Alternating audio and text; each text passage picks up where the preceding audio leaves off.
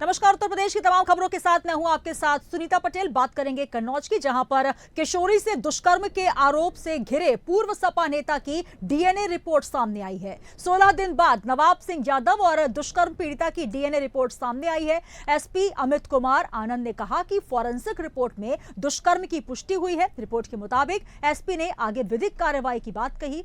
अब DNA report नवाब सिंह यादव की मुश्किलें बढ़ा सकती है। नवाब सिंह यादव की संपत्तियों की भी जांच की जा रही है, तो वहीं अवैध संपत्तियों पर प्रशासन बुलडोजर की कार्रवाई कर सकता है।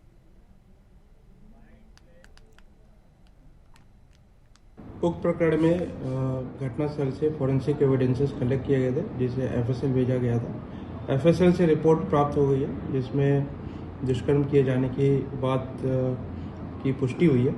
इसमें कन्नौज पुलिस द्वारा अग्रिम विधि। लखनऊ में डिप्टी सीएम के सरकारी आवास पर 69,000 शिक्षक भर्ती मामले में अभ्यर्थियों का प्रदर्शन लगातार जारी है और प्रदर्शन के बीच अभ्यर्थी सड़क पर लेटे नजर आए, तो वहीं अभ्यर्थियों ने भर्ती में आरक्षण घोटाले का आरोप भी लगाया। राज्य सरकार ने पूरी भर्ती प्रक्रिया निरस्त करने की मांग की है। हंगामा देख मौके पर मौजूद पुलिसकर्मियों ने तुरंत प्रदर्शनकारी अभ्यर्थियों को घसीट कर हटाया।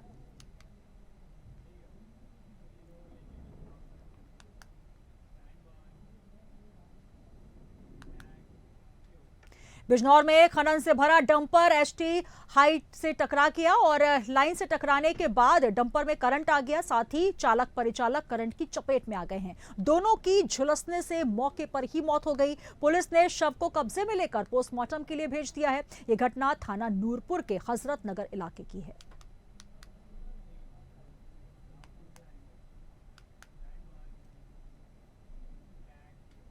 रामपुर के करीमपुर के जंगलों में तेंदुए ने पिछले कई दिनों से आतंक मचा रखा था। कुछ दिन पूर्व जमीन गांव के लोग बाजपुर से लौट रहे थे और जमनी गांव में कार की लाइट के सामने जंगल में चहलकदमी करते हुए तेंदुआ नजर आ गया। तभी लोगों ने अपने मोबाइल में इसका वीडियो भी बनाया और वायरल कर दिया। वीडियो वायरल होने के बाद वन विभाग की टीम ग्रामीणों के साथ मिलकर तेंदुए की तलाश में जुट गई। वन विभाग की ओर से पिंजरा लगाया गया था। पिंजरे में एक बकरी को भी डाला गया, जिसका शिकार करने के चक्कर में सुबह तेंदुआ पिंजरे में फंस गया। वन विभाग की टीम तेंदुए को सलारपुर वन चौकी ले आई है।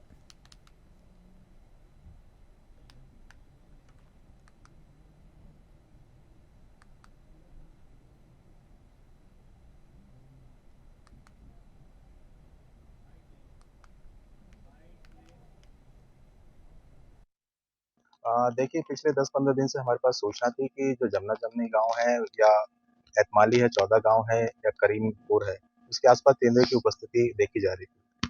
तो लगातार हमारे पास फोन आ रहे थे और मौके की गंभीरता को देखते हुए हमने रेंज अधिकारी की अध्यक्षता में टीम गठित करी, जो सुबह शाम वहाँ गश्त कर रही थी।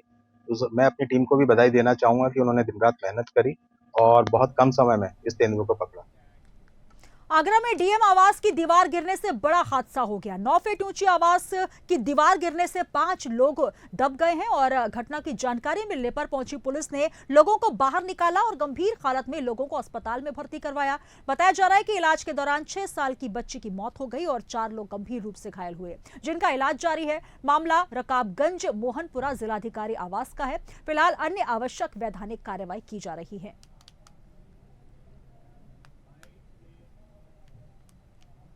तो एकदम भी दीवार गिरी है, तो जो खेल बल्ले वाला अपना सामान उठा रहा था वो उसी के नीचे दब गया है, दीवार के नीचे। कितने लोग घायल हुए इसमें? इसमें 3 लड़कियां, 4 लोग अच्छा। और एक आदमी है और वो बगल से दीवार गिरी है। किसकी दीवार है ये गिरी है? ये डीएम साहब। एक कोठी के पीछे एक दीवार लगी हुई है, जो आज शाम को करीब लगभग 6 बजे वो गिर गए थे, जिसमें लगभग 4 लोग दबने की आशंका थी पूरी। और इसमें हमने देखा कि 4 लोग दबने की बहुत ज़्यादा सीरियस कंडीशन है। 3 लोगों की ज़्यादा ही सीरियस कंडीशन है।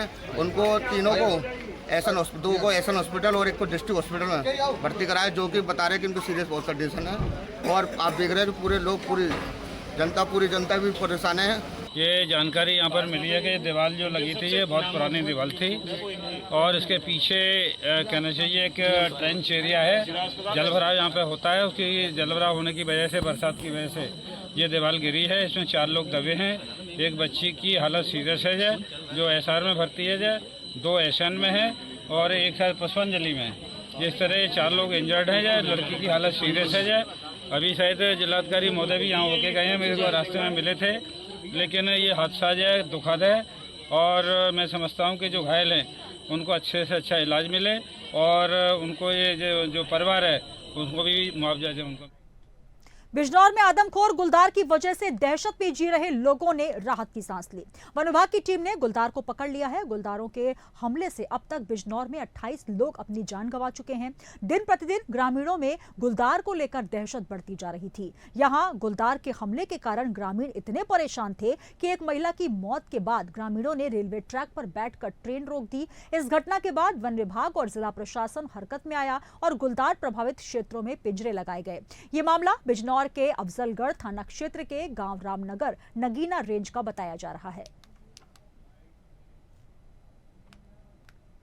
अभी आज हम लोगों ने ये रामनगर गांव पड़ता है अफजलगढ़ विकास खंड में नगीना रेंज के अंतर्गत, वहां से गुलदार का रेस्क्यू किया है। यहां से लगातार हमें सूचना मिल रही थी, उसके क्रम में हम लोगों ने सक्षम स्तर को अनुमति प्राप्त करके केस लगाया था, जिसमें ये सुरक्षित गुलदार आ गया है और ये हमारा क्लस्टर 1 है। इसी प्रकार से हमारे जो अन्य क्लस्टर हैं उनमें भी हम लोग लगातार रेस्क्यू अभियान चला रहे हैं और वहाँ से गुलदार को रेस्क्यू करके उनको जो है सुदूर वन क्षेत्रों में।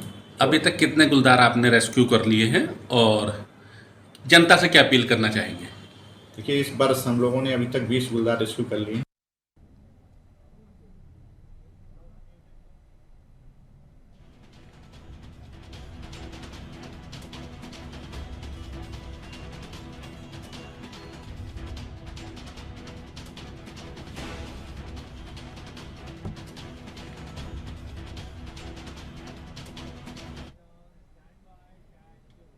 कुशीनगर के तमकोहिराज थाना क्षेत्र के कार और बाइक में जोरदार टक्कर देखने को मिली, जिसमें बाइक सवार 2 युवकों को गंभीर चोट लगी है। बाइक सवारों के कार से टक्कर के बाद हवा में उछलने की घटनाक्रम सीसीटीवी कैमरे में कैद हो गई। स्थानीय लोगों ने दोनों घायलों को इलाज के लिए सीएचसी में भर्ती करवाया। सूचना के बाद मौके पर पहुंची पुलिस दोनों वाहनों को कब्जे में लेकर आगे की कार्रवाई में जुट गई है।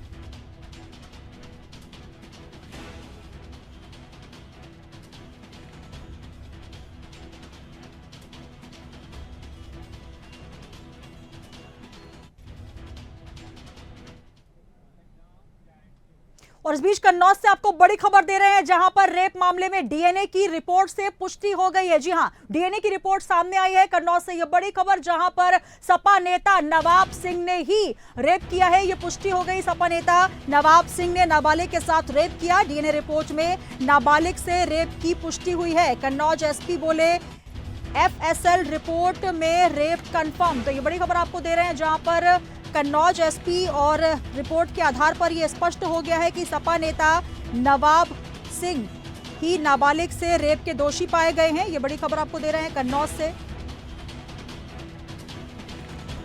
तो रेप मामले में यह बड़ा खुलासा हुआ है, जहां पर सपा नेता नवाब सिंह पर रेप के जो आरोप लगे थे वो पुष्ट हो चुके हैं। और ये बड़ी खबर आपको दे रहे हैं, जहां पर कन्नौज रेप केस में पूर्व सपा नेता नवाब सिंह की मुश्किलें अब बढ़ती नजर आ रही हैं। पुष्टि हो चुकी है और इसमें स्पष्ट हो गया है कि डीएनए रिपोर्ट में यह स्पष्ट हो चुका है कि सपा नेता नवाब सिंह ही इसके दोषी है। कन्नौज के एएसपी अमित कुमार आनंद ने कहा कि इस संबंध में फॉरेंसिक सबूत जुटाए जाएं। तो नाबालिग लड़की से रेप की पुष्टि हुई है। आरोपी सपा नेता नवाब सिंह यादव का डीएनए टेस्ट हुआ और पुलिस को जो रिपोर्ट मिली है उसमें ये पुष्टि हो चुकी है। नाबालिग से रेप के मामले में 16 अगस्त को यादव से डीएनए सैंपल लिए गए थे और अब सपा नेता के नाम पर जो रिपोर्ट दर्ज की गई थी उसके बाद जो रिपोर्ट मिली है उसके आधार पर यह पुष्टि हो चुकी है। उत्तर प्रदेश पुलिस को कन्नौज जिले की नाबालिग लड़की से बलात्कार के मामले में पूर्व समाजवादी पार्टी नेता नवाब सिंह यादव की जो डीएनए रिपोर्ट है वो वापस उसमें मिल गई है और रेप कंफर्म होने के तमाम सबूत पुलिस के पास है।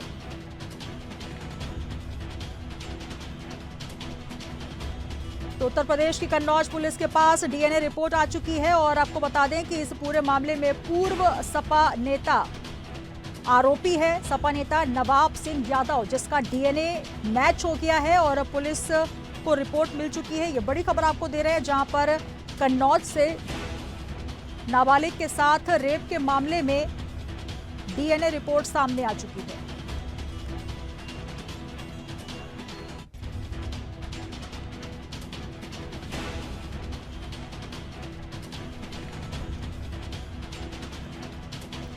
और तमाम जानकारी के साथ कन्नौज संवाददाता रानू श्रीवास्तव हमारे साथ जुड़ रहे हैं। रानू, जिस तरीके से ये खबर लगातार तूल पकड़ रही थी, सपा नेता नवाब सिंह यादव जिन पर एक नाबालिग से रेप का मामला दर्ज हुआ था, अब इसके तमाम जो आरोप हैं वो सिरे से इसके सबूत मिल चुके हैं, कुल मिलाकर इसकी पुष्टि हो चुकी है। अब इस पूरे मामले में क्या कुछ आगे संज्ञान लिया जा रहा है? जी, आपको बता दें, कन्नौज की चर्चित नाबालिग से दुष्कर्म कांड में नवाब सिंह यादव पिछले 21 दिन से जेल में बंद है। 16 अगस्त को जब उनसे डीएनए टेस्ट के लिए कहा गया तो वो राजी हो गए थे। इसके बाद जब डीएनए टेस्ट हुआ तो इसका सैंपल जब आज रिपोर्ट आई है तो उसमें पॉजिटिव रिपोर्ट आई है। पॉजिटिव रिपोर्ट आने से उनकी मुश्किलें और बढ़ती दिख रही हैं। जी, इसमें एसपी का कहना है दुष्कर्म की पुष्टि हो गई है, आगे की विधिक कार्रवाई की जा रही है। जी रानू, इस पूरे मामले में पूर्व सपा नेता है ये और नाबालिग के साथ दुष्कर्म हुआ। 16 अगस्त को डीएनए टेस्ट के लिए तमाम सबूत लिए गए थे, अब आरोप सिद्ध हो गए। इस पूरे मामले में आगे क्या कुछ कार्रवाई, क्योंकि आप जिस तरीके से कह रहे कार्रवाई होगी, लेकिन अब जब सबूत आ चुके हैं, क्या कुछ पार्टी की तरफ से एक्शन लिया जा रहा है और अब पुलिस आगे किस तरीके से इस मामले में नजर रखेगी, क्योंकि एक नाबालिग के साथ रेप हुआ है? समाजवादी पार्टी पहले से पल्ला झाड़ चुकी, वो कह रहे कि हमने 5 साल पहले ही पार्टी से निकाल दिया था, पार्टी में इनका कोई हस्तक्षेप नहीं था जी, और ना ही कोई सदस्य थे हमारे पार्टी के। जी, तो कुल मिलाकर ये कहा जा सकता है कि सपा ने इस पे अपना पल्ला झाड़ लिया है, लेकिन ये बड़ा आरोप है क्योंकि उत्तर प्रदेश में लगातार सरकार ये कह रही है कि किसी भी महिला के साथ, नाबालिग के साथ किसी भी प्रकार का अगर अत्याचार होता है तो बर्दाश्त नहीं करेंगे, लेकिन यहाँ पर एक छोटी बच्ची के साथ रेप की पुष्टि हुई है। अब सरकार की तरफ से कितना बड़ा एक्शन लिया जाएगा, अभी देखना है। इसमें प्रशासन इनकी संपत्ति की जाँच करा रहा है जी। अब आगे देखते प्रशासन क्या करता है। जो भी जांचें हुई वो सही हुई, मगर प्रशासन अपनी जांच कराने में जुटा हुआ है। चलिए, बहुत शुक्रिया रानू, आगे भी आपसे अपडेट लेंगे। तो रानू श्रीवास्तव कन्नौज से हमारे साथ जुड़े। कन्नौज में एक नाबालिग बच्ची के साथ सपा नेता नवाब सिंह यादव, जो कि समाजवादी पार्टी के नेता रहे हैं, रेप पीड़िता के साथ जो डीएनए की रिपोर्ट थी वो मैच हो गई है और तमाम पुष्टि हो चुकी है। ये तस्वीरें हम आपको दिखा रहे हैं। सपा नेता नवाब सिंह यादव, जो कि समाजवादी पार्टी के नेता रहे हैं, और एक नाबालिग बच्ची के साथ कन्नौज का ये पूरा मामला, जहां पर रेप की घटना सामने आई थी। डीएनए की रिपोर्ट के जो सैंपल हैं अब वो मैच हो चुके हैं।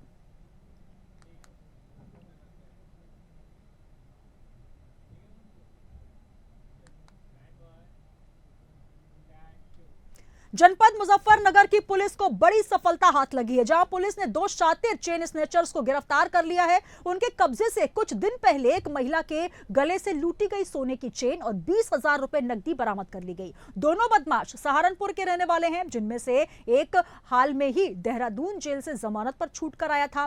पुलिस दोनों को आपराधिक इतिहास खंगाल रही है। वहीं एसपी सिटी ने बताया कि घटना का खुलासा करने के लिए थाना पुलिस और एसओजी की टीम गठित की गई थी।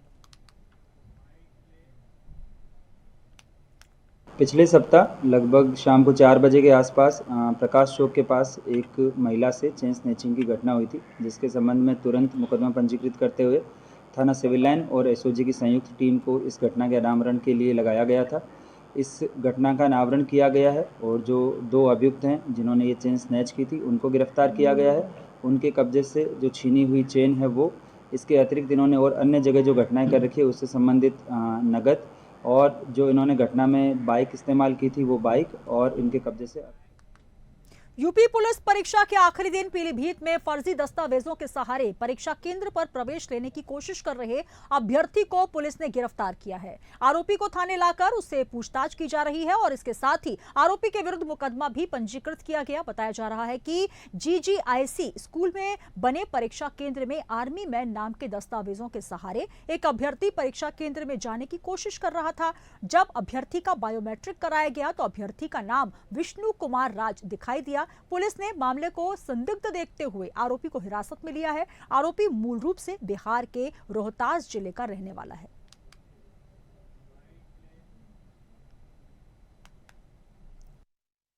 दिनांक 31 अगस्त 2024 को पुलिस भर्ती परीक्षा के दौरान GGIC परीक्षा केंद्र पर द्वितीय पारी में एक अभ्यर्थी परीक्षा हेतु उपस्थित हुआ, जिसका बायोमेट्रिक करने पर उसके मूल दस्तावेजों से भिन्नता पाई गई, जिसके आधार पर अभ्यर्थी के विरुद्ध समुचित धाराओं में अभियोग पंजीकृत करके उत्तर प्रदेश के रामपुर में वन विभाग की टीम ने अजीम नगर क्षेत्र के जौहर यूनिवर्सिटी से एक तेंदुए को पकड़ लिया, लेकिन दूसरा तेंदुआ वन विभाग की टीम की पकड़ से बाहर है।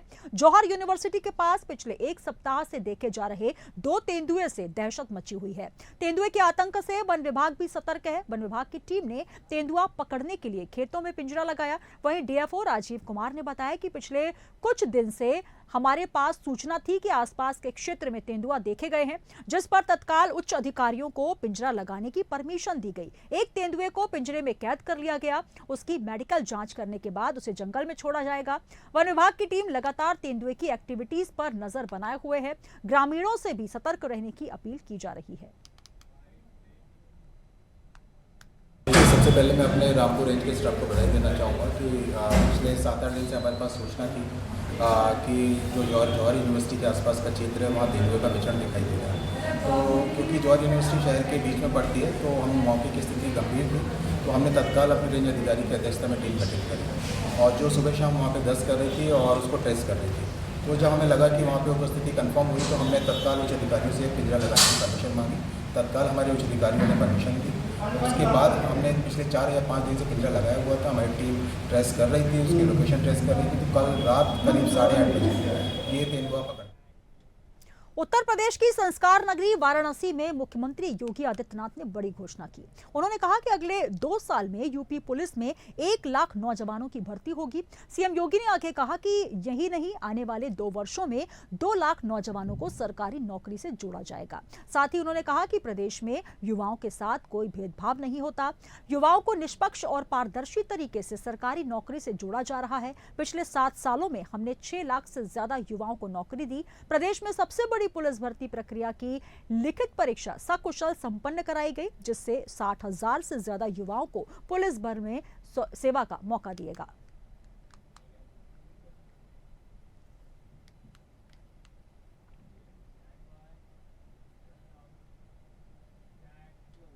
और इसी के साथ ही हमारा उत्तर प्रदेश में फिलहाल इतना ही। दीजिए इजाजत, आप बने रहिए इंडिया हेड के साथ।